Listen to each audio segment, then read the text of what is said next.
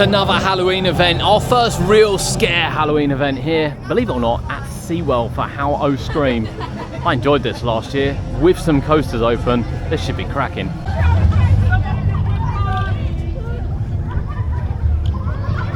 Oh, I love it here. This is like a proper scare event.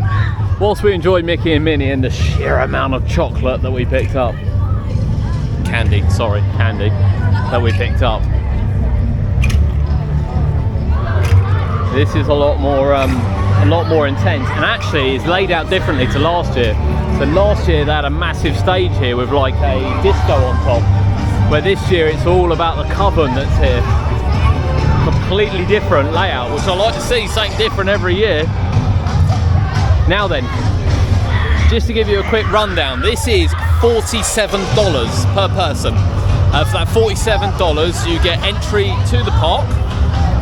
You get to go in the mazes as many times as you like. I think there's 6 mazes, 8 scare zones, as much as you like for $47. Gates here open at 6:15, with I think the main entrance opening at 6:30. You then get until midnight to do so. In addition, Mako, Icebreaker, Pipeline Coaster, and for reasons I'm not sure of why, Infinity Falls, which Kurt has dared me to go on, are also open. $47. Put that in English terms, it's about £40. You know, you can't get into some of our parks for £40, let alone get into the parks and do the Halloween for that price. And I'll tell you, last year actually was really good. I really enjoyed last year. I thought it was really good. It's not, you know, people will say it's not the best event. No, it's not the best, but there were some cracking mazes last year and got some jumps as well. Just look at the shop, look. Why can't we do shops up like this?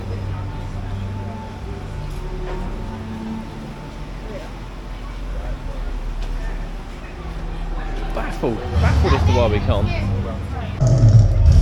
So 5 mazes, haunted houses, Ultimate Gamble, Water's Edge, Atlantis, Farm 51 and Delirium 666. There is a change as well, because the Bloodlight District, which is over by Icebreaker on here, was over this side last time, and you kind of walk through kind of a dead area around here. Well, that's not here now.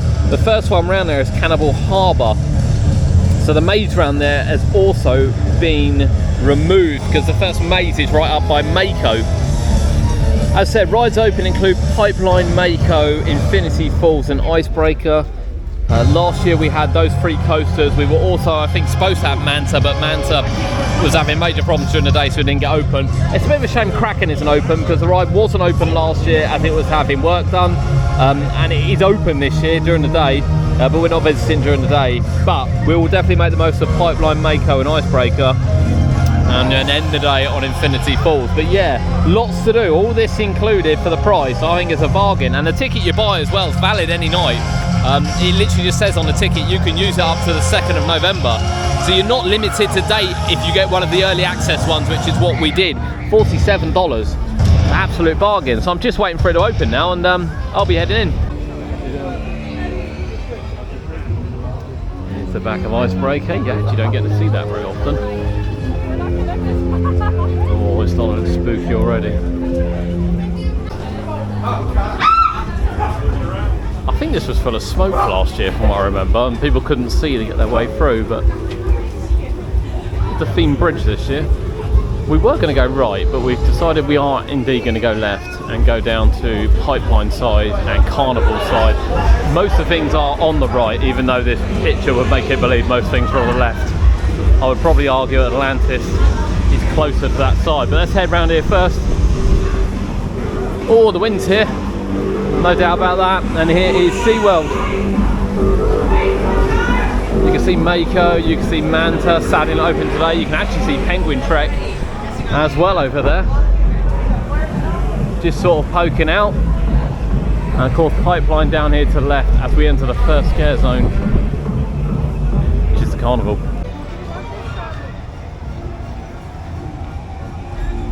Right, our first stop is CarnEvil Pier, which runs alongside Pipeline. So if you want to go on Pipeline, to be fair, actually it doesn't matter where you want to go, because you're going to go through a scare zone. There's 7 of them, and they surround the path on the only walkways that are open. So one way or another you're going through it. you can actually see the second pipeline train as well, just sitting out the back in the rain for reasons I'm not sure of why, all taped up. It was only on one train last year, and we did see it inside the shed this year, so we knew it was only going to be on one train today as well. I know they were having a problem last year. The ride had only been open sort of a month or so. It's CarnEvil time. I'm not going to check myself out in the mirror. That's bad at the best of times, to be honest with you.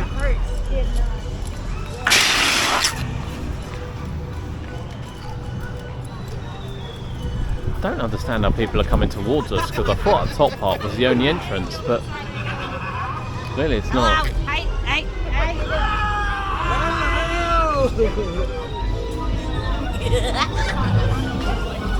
I love a good scare zone, and these are much more open as well, because you have to go through these. These aren't things you can miss. Yeah, you're gonna miss us.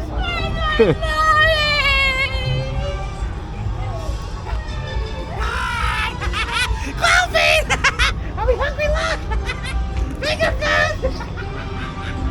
See, unlike the ones at home, you get a choice if you want to go through them or not. Here you don't. You have to go through them to get to the maze. That's a great shot of Icebreaker as well. People eating. So hungry! Come back! Get over here! There's a lot of smoke. Didn't even see him. Didn't even see him in the bush there. There's a lot of smoke. Right, so that's the scare zone. I think it does extend. Oh, it does extend out here, you can see. It extends out here. And it isn't dark yet. Bear in mind it's not dark yet. I still didn't see that guy in the bush. Alright, you seem to be appropriately colored, so, alright. Oh yeah, I'm not really, am I? Would you like to buy something? I'm not sure. Why not? You got something better to spend your money on? Got to sell the merch, haven't you? Got to buy the merch. Yeah. It's $5.99 for the day on the table, $30 for the guest. You can kill one of the people behind you. We'll come back. We'll definitely come back. Behind you. I love the interactions. The interactions are also good. Get the merch plug in early. We'll give you a good sense of what the areas look like as it's still a little bit light.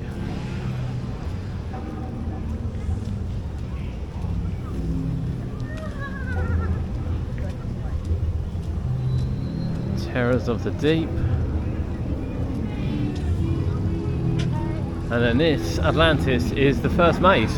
As I said, we can't take you inside, but we're thoroughly looking forward to it. There's the exit for Atlantis there. So we read nothing about this event before we come. And had we done, we probably wouldn't have done that one first, as it is outdoors. And as you can kind of see, it's not dark yet. So the scares are limited at best. Actually a really decent length maze though, and I imagine once it gets a bit darker, that will come into a bit of a light of its own. So we'll do another loop, and then obviously we will give it another go when it gets dark. Hopefully the queues aren't going to be too long today where the rain is what it is. I don't think it'll be too bad. But yeah, Atlantis, new for this year. Whilst we are up this end, we are going to take on Mako. Although it's not pitch black here, as we want to take you on board Mako, I think the lower light conditions might be a bit more favourable for a POV. So of course, as we're allowed, we'll queue and we'll take you on Mako.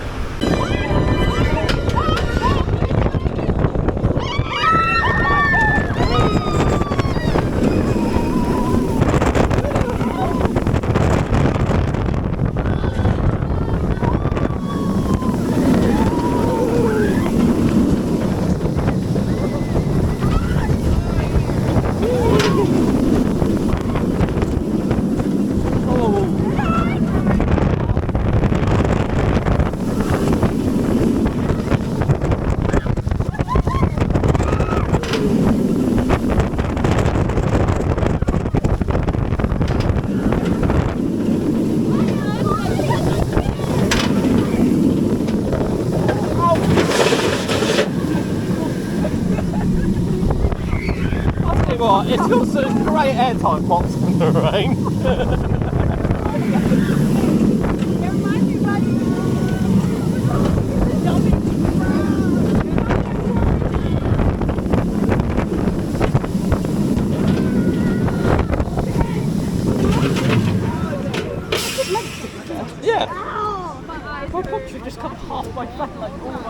Now, I got quite a lot of hate last time I said about Mako. I said it was a fairly average coaster. I still sort of stand by that. I have to say though, the airtime pod, particularly, it's the first time I've ridden it in the rain. It does seem to run a lot quicker. Even the fact that the mid-course sort of trim brake on the on one of the hills actually cut in, which I know it didn't last time. It's running really well, and actually I've got quite a lot of space in this restraint today. So actually, that was a good airtime machine. Do I think it's the best 200-foot coaster I've been on? No. But it's smooth, at least. It doesn't have that B&M rattle, even though it's not brand new. I really enjoyed that, and I'm sure we'll come back on it, even though the rain is piercing, absolute piercing. The Paradise walkthrough goes hand in hand with the fact that Infinity Falls is supposed to be open, but actually doesn't look open at the moment, in fairness. Kurt's told us we got to go on that. I missed it last year. I missed it on purpose last year. It looked terrifying. And he didn't sing a very good story of it. But we said actually as it was open for the event we would go on it this year. But I have to say, it doesn't look open, but we'll see. We'll see. So this, I believe, is a scare zone. I believe. Not sure. Really not sure.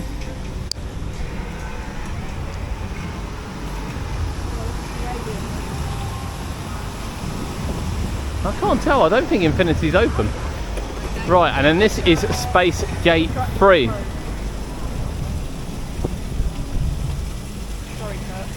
Oh, we won't be going on that. Right, it wasn't actually exactly where the entrance was, but we are heading now to Farm 51, which is apparently the alien one. And there was one down there last time, which was what was the one down there last time? I think it was a pirate, like ghost ship one down there last time. This should be interesting though. Right, that's the end of Farm 51. Yeah, I don't know what to say. It's an alien themed attraction. Apparently it is, but it's clearly not. It's hillbillies and farm, and I don't remember seeing an alien or any kind of theme that would dictate alien. Or the hillbillies levitating.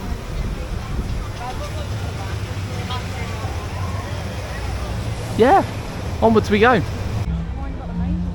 Right, so this one is Water's Edge Wellness Centre. I mean, it's got a great backdrop of the water tanks.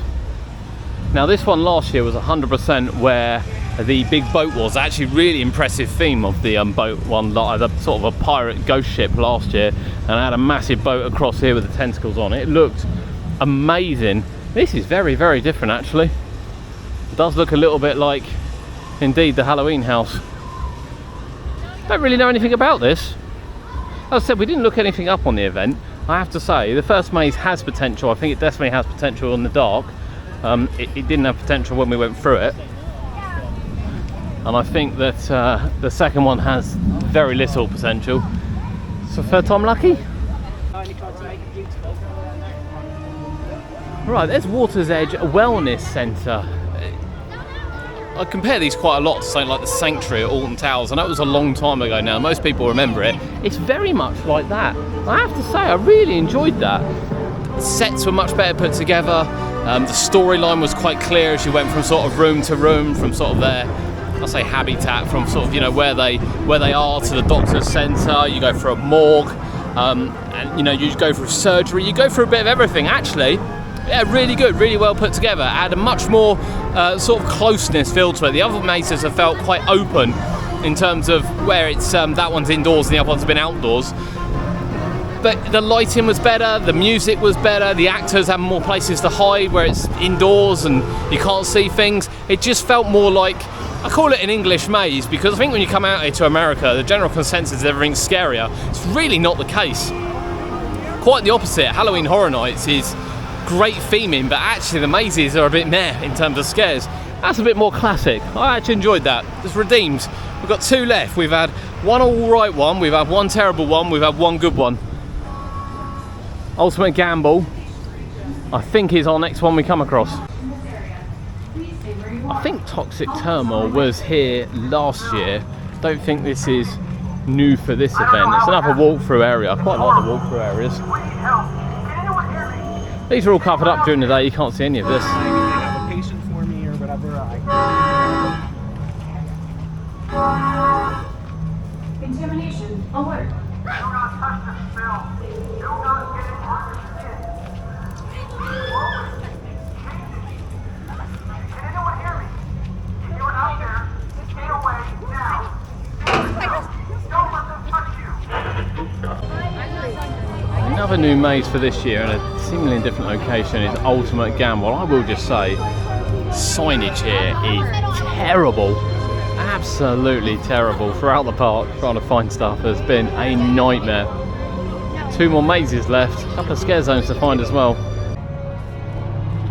There we go, just got out of the gambling maze. I can't think of the name of it already. Ultimate Gamble. That was a bit weird. It started off sort of in a casino and it sort of goes through a burlesque sort of house. Somehow you end up in like a clown area and then you end up, I think they're porters, effectively they're porters sort of showing you around. You end up in a morgue before the final scene. Yeah, very weird, very weird. It is all based on gambling, undoubtedly. It works quite well actually where it's all indoors again. I quite enjoyed it, quite enjoyed it. There's some, there would be some scares. If you wouldn't know where to look in, there would be some scares. There was one of them as I walked into a room, there were picture frames on the wall. I knew one of them was going to drop. I just knew it, and it did. It doesn't get me, things like that. It just needs to be a little bit more outside the box for me, personally. However, I could see where we've got a group around us where, you know, some of the scares are a little bit more obvious. So yeah, enjoyed that. Enjoyed that. So we cut off quite quick then. We cut off quite quick then because we walked straight into Delirium 666, which is there. It kind of leads you straight in, so once you've done one, you're going into both. That is the one, I think, about killer mermaids, I'm guessing. It's an experiment. Well, I class it as killer mermaids. It's all these mermaids that are being killed. Give them an experiment. Yeah, the people have been experimenting on to become mermaids. They turn out to be killer mermaids. They're killer mermaids. That's how I see it. I'm sorry, I'm not changing my mind. That's how the maze comes across to me. It said it had been extended for this year. We did feel last year that it just suddenly ended quite quickly. You go for an incredible spinning tunnel, I will just say, incredible spinning tunnel. And then you go for a final scene and exited. Well, guess what? You still did. Nothing changed. If that's been extended, then we missed the extension. But let's go back into the park now, because as you can see, we've come back to the beginning. Because we've definitely missed the scare zone, which is over here. The Blood Light District was down the other end last time. That has been moved up here. This is quite entertaining, this one.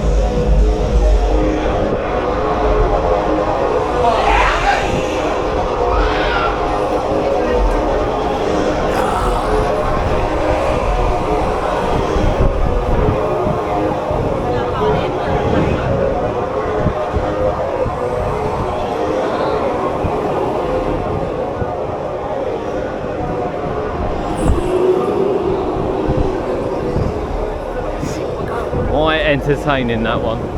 Quite entertaining. Wow.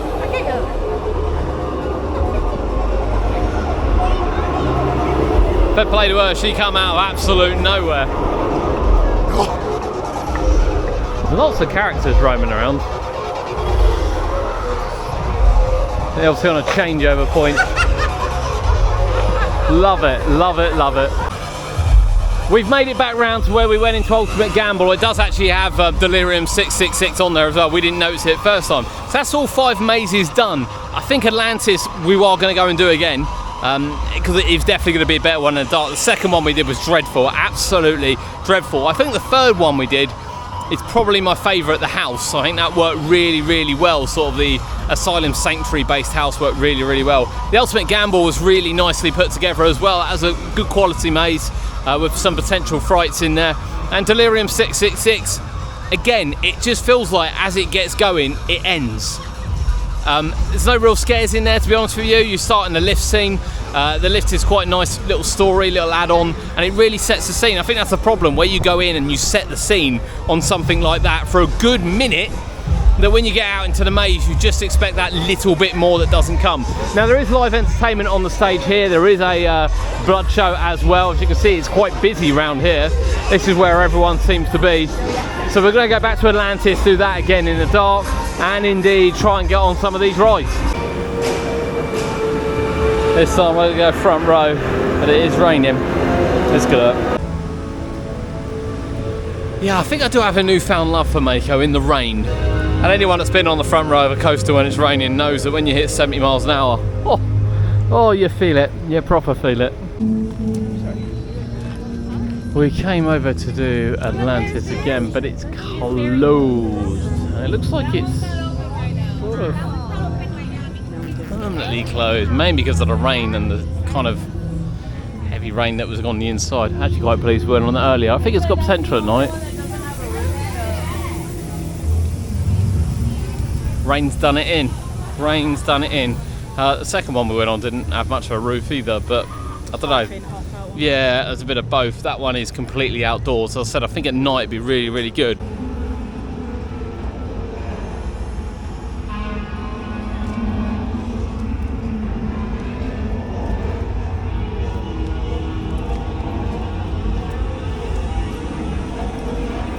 Never let it be said. It's funny because I always assume when you come to Florida, the weather, rain, general light rain, and it is quite light rain, wouldn't sort of hamper operations. You know, we moan in the UK when we get heavy rain, they're still running the rides. As I said, I've been on Hyperion, far worse weather conditions this year than what I've been on anything here, and yet this is a scare zone with nobody in it. With a little bit of light drizzle coming out of the sky. We've got the Atlantis maze just over here, closed completely. And honestly, it's quite painful when you're hitting 70 miles an hour, obviously on Mako, but it's not heavy rain, just a bit of light, very, very light. You know, I've got a hood on this poncho, really it's just to keep my t-shirt dry. I'm still wearing shorts, you know, it's still 24 degrees, even at 8:30. But yeah, everything's come to a bit of a halt as we walk through the scare zone with no scares. But it's just absolutely derelict. So we're making our way out. When the music stops and it's a bit quieter, we'll kind of update you on where we are. Here we are at SeaWorld. Yes, it is raining. Actually, it is raining kind of hard now. I'll hand them that. But it's only 9:30. The park is open till midnight. There's very little going on to the point where we kind of have to make a decision to leave, which is a real shame. You know, they start this event really late August, early September. It is very much hurricane season. This weather is quite ordinary. There's quite a lot of people in the park tonight. When we walked in, as you saw in the video, we walked around and there were scare actors in the scare zones. Atlantis was open. We were lucky enough to get in that. We just walked around now, and even the Blood District one, which is undercover, has no one in sight. Well, the entrance area is completely no one there. None of the scare zones are. Atlantis, where it's mainly outdoors, has closed. You know, take your pick, really. Is it bad planning? Should they just be working through it like we're kind of plodding through it? I don't know. I think at Fort Park you never see Morecambe Meadow close. I use that one as an example because I know it's raining back at home now and it's fright nights and people are getting wet, and I've not seen anything about being open. Should you be making outdoor mazes in hurricane season, generally when the weather is like this in Florida? Probably not a good idea, to be honest with you. They weren't last year, so yeah, I don't know. It was a bit of a shame for Atlantis. I really wanted to try it again. Event as a whole, $47, is it worth it? Well, I'd say on a normal night, yes, it probably is worth it. I still think 5 mazes, 7 scare zones, 3 roller coasters and Infinity Falls is good value for money. That said, Infinity Falls had no intention on opening today. It's not advertised anywhere. We couldn't get on Pipeline, got in a queue, kept getting turfed out, haven't seen it go round for an hour or so. Couldn't get on Icebreaker, exactly the same. Got 2 rides on Mako. Yes, they hurt, but that was our choice. There's no warning, mind you, like we would give on Stealth, for instance, that it might hurt. And Infinity Falls is an absolute no-go. So I don't know. What do you think? Maze quality, bit hit and miss. A couple of really bad ones, a couple of good ones, nothing really exceptional. Scare zones were really interactive when people were there. I don't understand why they're not. Now, I know it's raining, and as you can see it's raining here, but there is 2.5 hours plus left of the event. and we're having to call it a day simply because there's nothing to do. There's nothing to do. Is that value for money? Let us know in the comments below. You know, we're a little bit wet. We wore a poncho. Everyone else seems to be wearing a poncho inside. We're all quite happy to go around and do rides in the rain, much like we would be at home. Don't know. Seems a bit of a shit show, to be honest with you. But let us know what you think. Comments below.